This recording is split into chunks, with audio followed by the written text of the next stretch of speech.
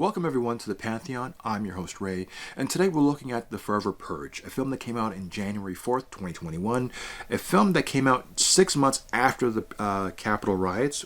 The movie was written before the rioting. The reason why I mention this is because it is so steeped in the possibilities of what happened in reality. The film's itself started off with a home invasion, and then it branched out to being like neighborhoods, like the projects versus the people who are like the law enforcement. So basically, it was the rich and the poor, the blacks and the whites, the poor neighborhood, and with the idea of, okay, well, can they? It's like kind of like a social experiment. Because you're poor and you're ethnic, can you be driven to kill? Are you natural killers? And the truth is, no. No one, just because you're economically from a poor place, are you evil or intended to be evil? People should be or are good natured, just that their environment or the circumstances put them in on uncomfortable positions. The first Purge tells you basically how it all started. The election year gives you an idea of, okay, well, we have an opportunity to end this once and for all. Picking an official who has the strength to stop it and to change the laws to make things fair and just. And then we also have the first Purge, which tells you, okay, where it came from, how bad economically was the government and the people behind it to do this, and what drove this, and how did they keep pushing this envelope further where it came from. And it was interesting that initially the human people did not want this at all. And it was other factors that really pushed this. And then you have the extremists, and then those who want it to happen, and those who, So this kind of tells you, okay, now that it's been going on, that those same extremists, or those who partake in it, they realize they've unlocked like a carnal desire to do more, to purge more. Whether it's the neo-Nazis hating the Mexicans or what have you, which is the case in this, wanted to kill or capture and round them up because they're taking their jobs, taking their land, taking their opportunities because they are occupying their supposed entitlement. The movie. The movie, I mean, yes, it's Mexicans and you have whites, and then you have like a cross section with those, like you have Will Patton, who's a matriarch of this family of ranch hands, and of course you have the cowboys, Mexican cowboys who help out, and one is really talented. Then you have the up and coming one, the prodigy son who will take over, played by Josh Lucas, and and Lucas's perspective is that he's not racist. He just likes, there's that group and there's me. It's not this or that. It's just like, I like you guys. We get along, but like, there's your group and there's my group, and then really, because we don't have similarities. I don't speak the language. I don't understand certain things. I'm okay with that, but just keep things as is, and we're cool. And then you have the extremists, and then you have the matriarch, Will Patton, who sees, we should be all equal. Yes, I'm a person of privilege, but I understand where I come from. I understand my neighbors. So you have like a good mix. You have a good mix of people who are in this. It's a cross section of life, of reality. It is not subtext; it's all text, and it's done in a way that it's like, what if, if 12 hours is enough. Let's do this forever. People, we should purge forever until there's nothing left. And this is like a what if story, whereas like this, if these scenarios happen and left unchecked, how bad will the spin-off of the world become? And that's what the what if series kind of gives you. It gives you a scenario and allows it to expand and go off on its own, have a mind of its own, and show us where this will end up.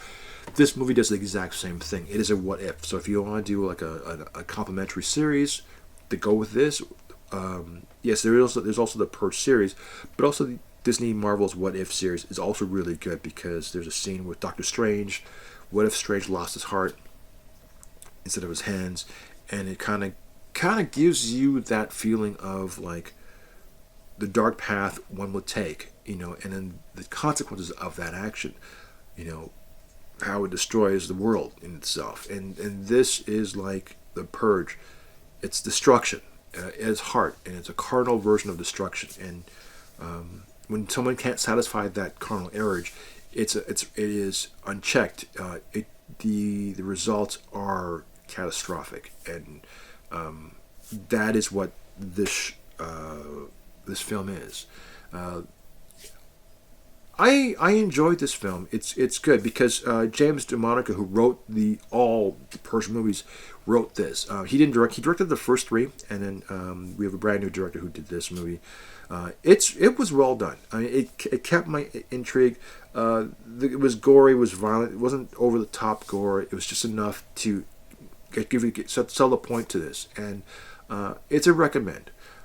If you like the initial Purge movies, you're gonna like this one. If you like the first Purge, you'll definitely like this movie because this kind of gives you a what if scenario of if it goes even further than what it is. You see the birth of it, the election kind of gives you the end of it, and this is kind of like, okay, well let's show us a middle section where it got really out of control and crazy, and this is it. It's unfortunate that America had the Capitol riots, and this really is kind of like a sample of how bad it can be. And what makes this a true horror is that there's a possibility of this. I mean, it may not happen exactly the same, but like the potential for such violence and evil in the world exists.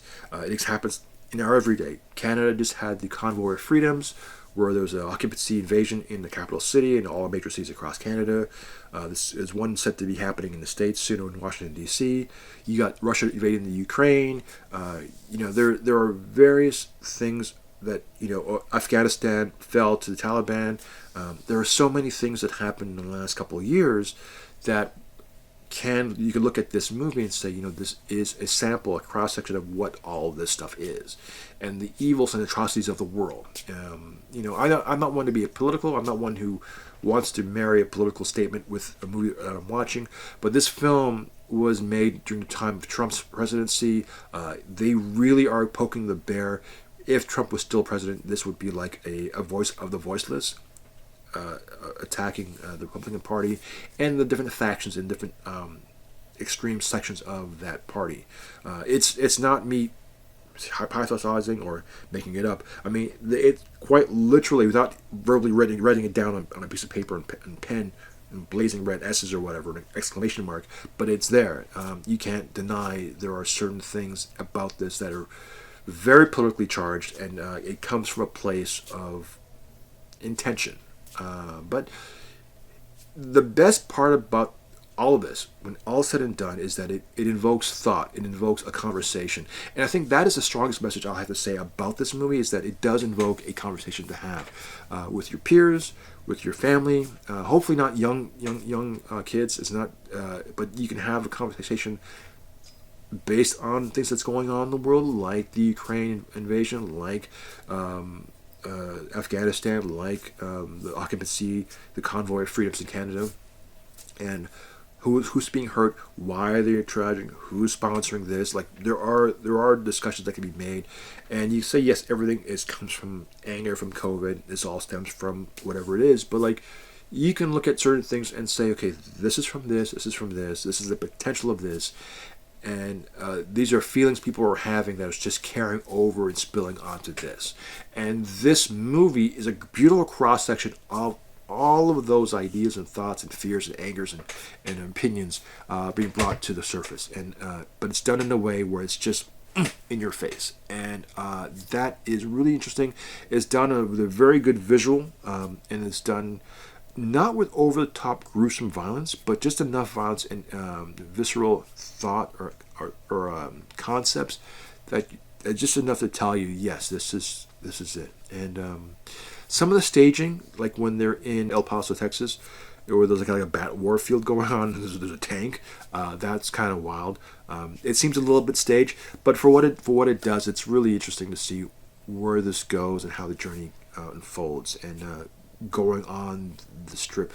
And people die, people live, and people, and Canada and Mexico are talked about as being safe havens which is ironic too. But anyways, this is a recommend. In a time of today where we're going through, it's a reminder of like the potential of what's out there, and hopefully cooler heads will prevail and leaders will step up and do the right thing. So on that note, I'm Ray. We'll talk to you later. Take care.